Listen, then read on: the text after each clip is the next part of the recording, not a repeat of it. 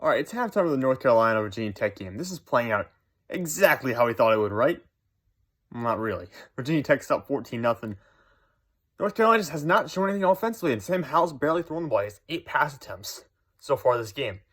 And the QB for Virginia Tech has 8 pass attempts as well, but that guy's not named Sam Howell. That guy's not a Heisman candidate. He's not competing to be the top quarterback in the 2022 NFL Draft. You'd expect a little more from North Carolina so far. Even though they haven't had the ball a lot, they haven't done a lot when they have it. Anyways, let's go through a brief list of the 2022 NFL Draft prospects playing in this game tonight. This was supposed to come out before the game started. It's now halftime. So, I'm a little bit late, but let's go through the list. Anyway, it starts, of course, with junior quarterback Sam Howell. We all know this already. He was very good as a freshman. Improved on it this past year. Not how it started the season so far, but there's some thought of him being the number 2 quarterback next year's draft behind Spencer Rattler. And it's really not close for that number 2 spot. He, however, is competing to make sure he solidifies himself as a top 10 pick, because I think there are some people who still doubt him as a top 10 selection. Who else in this team? Senior wide receiver. And by the way, a lot of these guys are using an extra year of eligibility because of what they got from COVID last year from the NCAA. So there are a lot of super seniors or a lot of double juniors you're going to talk about here. Senior wide receiver, I believe it's Beau Corrales, how you say his name, for North Carolina. He's kind of just stepping into that role where he's going to get a lot of production. Has not been great in the past couple of years. He's dealt with injuries. He's been buried behind Daz Newsome and De'Ami Brown. So we haven't had a lot from him so far. This is more of a projection pick based on the volume he'll get. Similar to Ty Chandler, he's a senior transfer from Tennessee, I believe, who's now stepping into a big role with North Carolina that had to replace Javonte Williams and Michael Carter. So Ty Chandler has a good chance to be a 1,000-yard rusher this year because he's going to get the volume. They have a lot of carries to fill. So he's going to have a chance to really show up and play behind a much better line and a much better system than what he had in Tennessee. Senior right tackle Jordan Tucker's another guy I want to talk about. He's been up and down, but he's gotten a little worse over some time. In North Carolina, he did not have a good season last year. It was probably one of his worst ones on record so far, even though I know he doesn't have the snap counts every single year to match up what he had last year. Mid-round prospect, maybe? Late-round prospect? Probably not going to be a guy you're going to hear come off the board in the first 2 days. Junior left guard, Joshua Ezeudu. I believe that's how you say his last name. More positive on him. I think he can do a little more at the NFL level than Jordan Tucker. But it's still kind of up in the air. You know, there's still a lot to really be told for this new UNC team because while there's been some continuity in the offensive line, none of the offensive linemen are pure studs in any sense. And there's a lot of skill players who are stepping into larger roles. I already mentioned 2 players who kind of fit that mold in Corrales and Chandler. Last guy I want to talk about who everyone should know about, because of his name at least. He's also a very talented player. Storm Duck, sophomore cornerback for UNC, or I guess repeating as a sophomore because of the extra year of eligibility. He was also hurt a lot last year, so maybe a medical issues playing to that because he missed a lot last season. The year before that, I believe he had 2 interceptions, so he's had a very good start to his career. We just didn't get to see him a lot last year. So if he can rebound and have the same season he had the year before and improve upon that, then you're looking at a guy who probably will be drafted in the first 3 rounds, I would say. It's a very deep cornerback class. So guys like Storm Duck, who might go ordinarily in round 2, just can get pushed back a little bit this year just because of how talented this group is.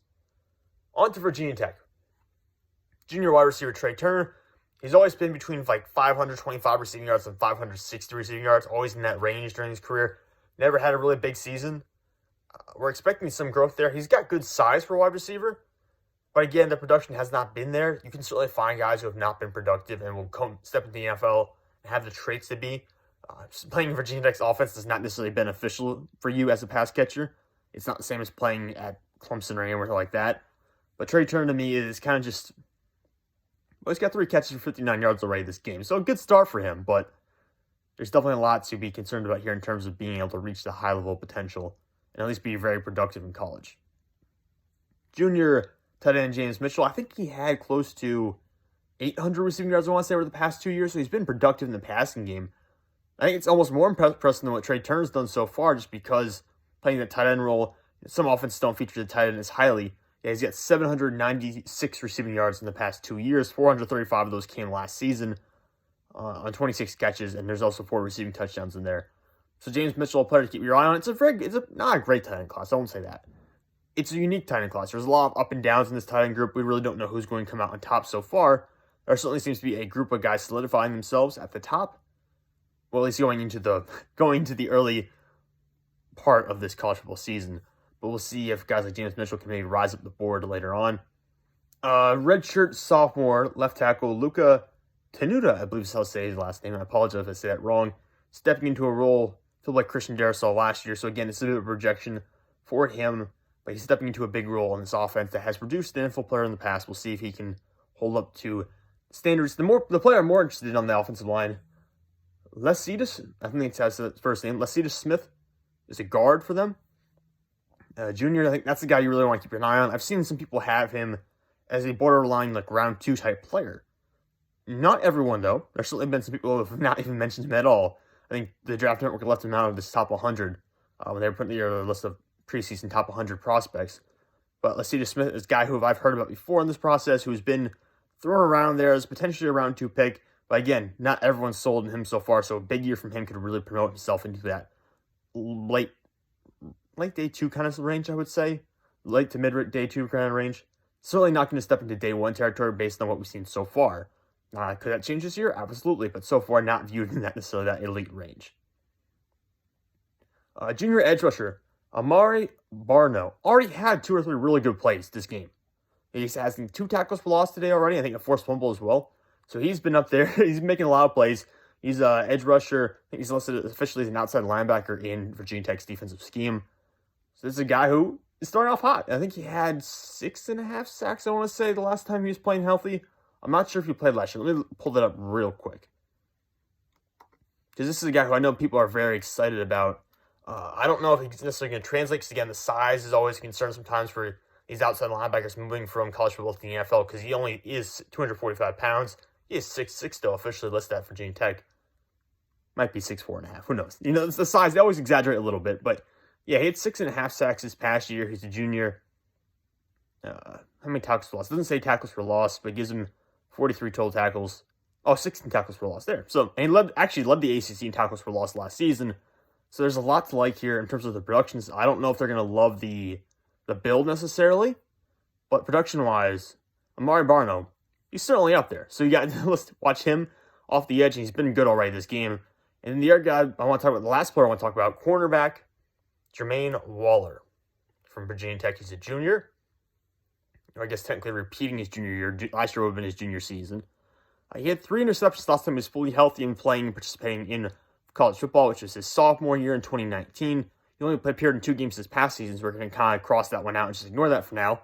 2019, he had 3 interceptions in 12 games. So that's what you want to see. That's the production you want to see. He also had 10 passes defensed. Again, you have to pair production with talent. This is a guy who definitely has that production in the past, but he only really has done it for 1 year. Wasn't really doing much his freshman year at all.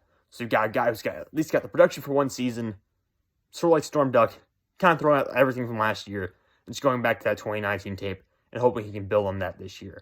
But the second half is definitely started by now, so I'm going to go upstairs and start watching the game again. I'm going to post this. Hopefully we get some views on it. Hopefully some people get to see it, even though the game's already half over. Thank you guys for watching. Make sure to check me out on Twitter at Sam_Teats33, Sam_Teats33, and check out my newsletter, where I'll be covering all the latest NFL prospects and NFL news. It's Sports Talk with Sam Teats on Substack. You can subscribe for free and get updates on all my latest content and articles. So, hope to see you there.